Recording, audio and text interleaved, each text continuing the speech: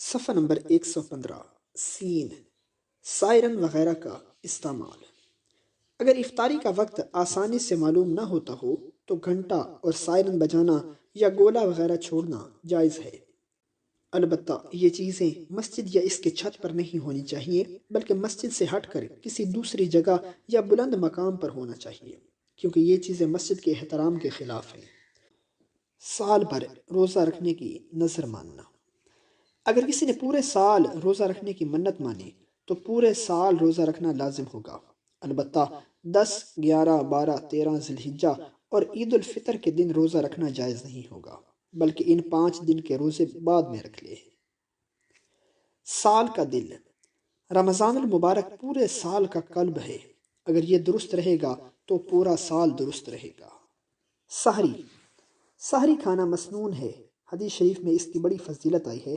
نبی کریم صلی اللہ علیہ وآلہ وسلم نے فرمایا کہ یہود و نصارہ اور ہمارے روزوں میں صرف سحری کا فرق ہے، یعنی وہ سحری نہیں کھاتے اور ہم سحری کھاتے ہیں۔ دوسری حدیث شریف میں ہے کہ اللہ اور اس کے فرشتے سحری کھانے والوں پر رحمت نازل فرماتے ہیں۔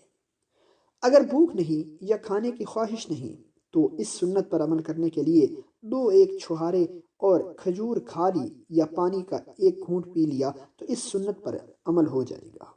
نبی کریم صلی اللہ علیہ وآلہ وسلم نے ارشاد فرمایا کہ سحری کھانے میں برکت ہے، یعنی بدن میں چستی، چہرے پر بشاشت اور جسم میں قوت قائم رہتی ہے۔ سحری میں کھجور سے سحری کرنا الگ سنت ہے۔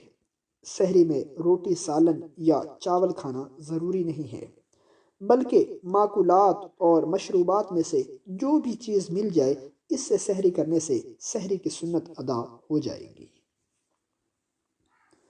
سحری میں تاخیر کرنا بہتر اور باعث خیر ہے، مطلب یہ ہے کہ جب تک صبح صادق کا یقین نہ ہو کھاتے پیتے رہنا بہتر ہے۔ جب صبح صادق ہونے کا یقین ہو جائے پھر کھانا پینا چھوڑنا لازم ہے، ورنہ صبح صادق ہونے کے بعد کھانے پینے سے روزہ نہیں ہوگا۔ سحری کرنے میں اتنی تاخیر کرنا کہ صبح صادق طلوع ہونے کا اندیشہ ہو مکروہ ہے۔ سحری میں اس گمان سے تاخیر کی کہ ابھی رات باقی ہے، لیکن بعد میں معلوم ہوا کہ صبح صادق ہونے کے بعد سحری کی تو روزہ نہیں ہوگا، قضا ضروری ہے، کفارہ نہیں، اور اس دن غروب آفتاب تک کھانے پینے کی بھی اجازت نہیں ہوگی۔ لغت میں سحری اس کھانے کو کہتے ہیں جو صبح صادق کے قریب کھایا جائے۔ یاد رہے کہ صبح صادق ہونے کے بعد اذان دی جاتی ہے، اس لیے اذان تک سحری کرنے والے لوگوں کا روزہ نہیں ہوگا، البتہ نقشہ دیکھ کر سحری کے وقت کے اندر اندر کھانا پینا بند کر دینا ضروری ہے، ورنہ سحری کا وقت ختم ہونے کے بعد صبح صادق کے بعد کھانے پینے سے روزہ نہیں ہوگا، قضا لازم ہوگی، کفارہ نہیں۔ پھر بھی غروب آفتاب تک روزہ داروں کی مانند رہنا ضروری ہوگا، کھانے پینے کی اجازت نہیں ہوگی۔ سحری کی اطلاع دینے کے لیے سائرن بجانا اور مائک سے اعلان کرنا۔ سحری کا صحیح وقت بتانے کے لیے سائرن بجانا اور لاؤڈ سپیکر سے اعلان کرنا قرآن و سنت سے ثابت نہیں، البتہ نکاح اور جنگ کے اعلان کے لیے دف بجانا احادیث مبارکہ سے ثابت ہے، لہٰذا اس پر قیاس کرتے ہوئے صحیح وقت کی اطلاع دینے کے لیے سائرن بجانا جائز ہے اور لاؤڈ سپیکر سے اعلان کرنا بھی جائز ہے، لیکن مسلسل اعلان کرنا یا واعظ اور نعت کا سلسلہ جاری رکھنا درست نہیں۔ اس صورت میں ثواب کے بجائے الٹا گناہ ہوگا، کیونکہ مسلسل اعلان کی صورت میں تہجد پڑھنا، قرآن پاک کی تلاوت کرنا، درود پاک پڑھنا اور استغفار کرنا مشکل ہو جاتا ہے، اس لیے مسلسل نہ کرے، ضرورت کے مطابق وقفے وقفے سے کرتا رہے۔ یہ حکم نکارہ بجانے اور توپ وغیرہ کا گولہ چھوڑنے کا بھی ہے۔ سحری کے بغیر روزہ۔ روزہ رکھنے کے لیے سحری کرنا سنت ہے، فرض واجب نہیں ہے، لہٰذا رات کو سحری کھانے کے لیے آنکھ نہیں کھلی یا آنکھ کھلی لیکن کھانے کے لیے کچھ نہیں ملا تو سحری کے بغیر روزے کی نیت کرے، روزہ درست ہو جائے گا۔ سحری چھوٹ جانے کی وجہ سے روزہ نہ رکھنا بہت بڑا گناہ ہے۔ سحری کے بعد بیوی سے ہم بستری کرنا۔ سحری کھانے کے بعد اگر صبح صادق ہونے میں دیر ہے تو بیوی سے ہم بستری کرنا درست ہے، البتہ صبح صادق سے پہلے پہلے ہم بستری سے فارغ ہونا ضروری ہے، ورنہ صبح صادق کے بعد ہم بستری میں مشغول ہونے کی صورت میں قضا اور کفارہ دونوں لازم ہوں گے۔ غسل چاہے صبح صادق سے پہلے کرے یا صبح صادق کے بعد، دونوں صورتیں صحیح ہیں، روزے پر اثر نہیں پڑے گا۔ البتہ غسل کرنے میں اتنی تاخیر کرنا کہ فجر کی نماز قضا ہو جائے مکروہ ہے، اس لیے غسل میں تاخیر نہ کرے۔ سحری کے بعد کلی کرنا، سحری کے بعد خلال کر کے کلی کر لینی چاہیے۔ اگر ممکن ہو تو مسواک بھی کر لینا چاہیے تاکہ منہ اور دانت صاف ہو جائے۔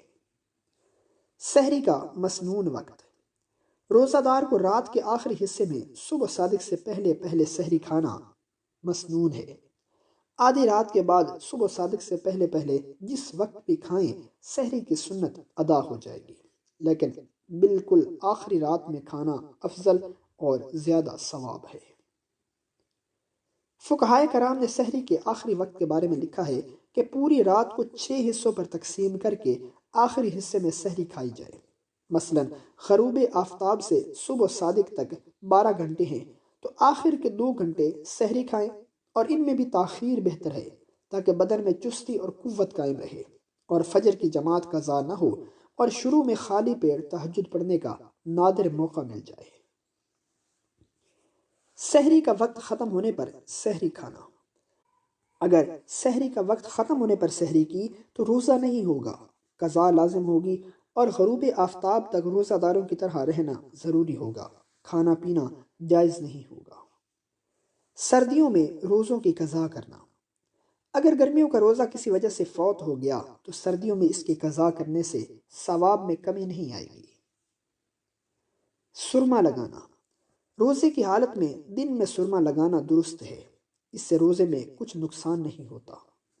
سفر میں روزہ، اگر سفر کی مسافت کی مقدار کم سے کم 48 میل یا اس سے زیادہ ہے تو شہر کی حدود سے نکلنے کے بعد روزہ رکھنے یا نہ رکھنے کا اختیار ہوگا، باقی نہ رکھنے کی صورت میں بعد میں فوت شدہ تمام روزوں کی قضا لازم ہوگی۔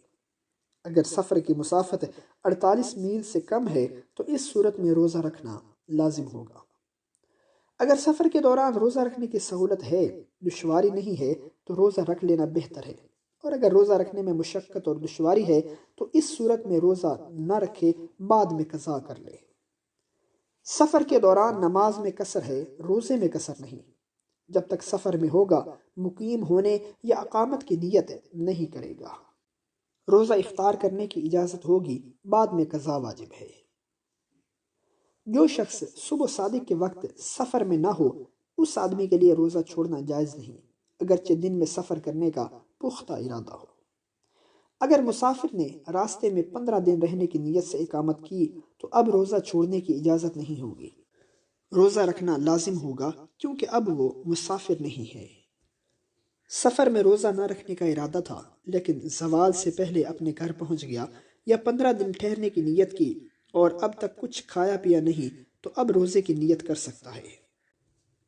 اگر کوئی مسافر زوال سے پہلے مقیم ہو جائے اور ابھی تک کوئی فعل روزے کے خلاف نہیں ہوا تو اس صورت میں روزہ رکھنا ضروری ہے، لیکن اگر روزے کو فاسد کر دیا تو کفارہ لازم نہیں ہوگا، صرف قضا لازم ہوگی۔ سفر کی وجہ سے روزوں کا زیادہ ہو جانا، اگر کوئی شخص کسی ملک میں رہتے ہوئے رمضان کے روزے شروع کرے اور اس دوران کسی دوسرے ملک چلا جائے جہاں اس شخص کے 30 روزے پورے ہو گئے لیکن اس ملک میں ابھی تک 28 یا 29 روزے ہوئے ہیں تو 30 روزے مکمل ہونے کے بعد اس شخص کو اختیار ہوگا چاہے روزہ رکھے یا نہ رکھے، البتہ رکھنا افضل اور بہتر ہے، نفل ہو جائیں گے۔ 30 روزے مکمل ہونے کے بعد 31واں روزہ رکھنا اس لیے لازم نہیں ہوگا کہ رمضان کا مہینہ 30 دن سے زائد نہیں ہوتا اور ایک مہینے کے روزے رکھنا فرض ہیں، اس سے زیادہ نہیں۔ باقی روزہ نہ رکھنے کی صورت میں روزہ داروں کے سامنے کھانا پینا جائز نہیں ہوگا۔ سفر کی وجہ سے روزہ کم ہو جانا، اگر کسی آدمی نے پاکستان، ہندوستان یا بنگلہ دیش وغیرہ میں روزے رکھنا شروع کیے اور پھر وہ شخص رمضان المبارک میں مثلا عمرہ کرنے کے لیے مکہ معظمہ چلا گیا، وہاں والے 1-2 دن آگے تھے اور ان کے روزے مکمل ہو گئے اور اس آدمی کے روزے مکمل نہیں ہوئے تو وہ آدمی روزہ رکھے یا مکہ والوں کے ساتھ عید کرے؟ اس کا جواب یہ ہے کہ یہ شخص مکہ والوں کے ساتھ عید کے دن عید کرے، روزہ نہ رکھے، بعد میں باقی ماندہ روزوں کی قضا کرے۔ سنہری موقع، جس طرح بہار کے مہینے میں ہر طرف خوشبو ہوا کرتی ہے، درخت ہرے بھرے ہوتے ہیں، پھول کھلے ہوئے ہوتے ہیں، باغوں میں جائیں تو فضا مہکی مہکی ہوتی ہے، اسی طرح رمضان المبارک ایمان والوں کے لیے بہار کا مہینہ ہوتا ہے، اللہ جل شانہ کی رحمت کا مہینہ ہوتا ہے۔ اس کی صبح میں رحمت، اس کی شام میں رحمت، اس کے تہجد کے اوقات میں رحمت۔ جو انسان اپنے گناہوں کو بخشوانا چاہے اور اللہ رب العزت کو راضی کرنا چاہے، اس کے لیے رمضان المبارک سنہری موقع ہے۔ سگریٹ، روزے کے دوران سگریٹ نوشی سے روزہ فاسد ہو جائے گا، قضا لازم ہوگی، کفارہ نہیں۔ سگریٹ سے افطار کرنا، سگریٹ سے افطار کرنا سنت کے خلاف ہے، البتہ روزے پر کوئی اثر نہیں پڑے گا، باقی افطار کھجور یا کسی میٹھی چیز سے کرنے کی کوشش کی جائے۔ سید کو صدقہ فطر دینا، سید صدقہ فطر کا مستحق نہیں، لہٰذا ان کو صدقہ فطر دینا جائز نہیں ہے۔ اگر کوئی آدمی جان بوجھ کر سید کو فطرہ دے گا تو فطرہ ادا نہیں ہوگا، البتہ فطرہ غریب سید کو ہیلا کر کے دینا جائز ہوگا، اور ہیلا کی صورت یہ ہے کہ کسی غریب کو یہ کہہ کر فطرہ دیا جائے کہ یہ فطرہ فلاں سید کو دینا تھا، مگر وہ سید ہے اس لیے اس کو فطرہ دینا جائز نہیں، لہٰذا آپ کو فطرہ دیتے ہیں، اگر آپ اس کو اپنی طرف سے ہدیہ کر دیں گے تو اس پر احسان ہوگا، اور وہ غریب آدمی فطرہ لے کر سید کو دے دے تو سید کے لیے وہ رقم لینا اور استعمال کرنا جائز ہوگا۔